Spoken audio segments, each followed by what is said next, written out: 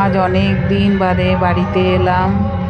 আমার লাকি চলে গেছে। আমার জীবন থেকে মনে হচ্ছে কত কিছু হারিয়ে গেছে। কি করব, ওর সব কিছু স্মৃতিটা নিয়েই থাকি আমার এই রানাঘাটের বাড়িতে।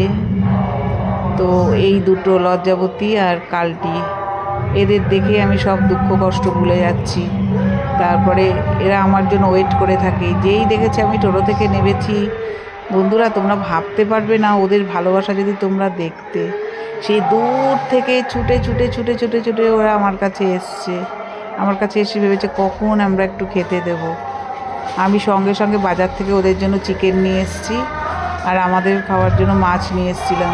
ওদের ওই চিকেনগুলোকে আমি সিদ্ধ করে তার মধ্যে কয়েকটা ডিম দিয়ে সিদ্ধ করে ভাত মেখে দিয়েছি। দেখো কি তৃপ্তি ওদের, দেখো। এটাই আমার আনন্দ, জানো তো।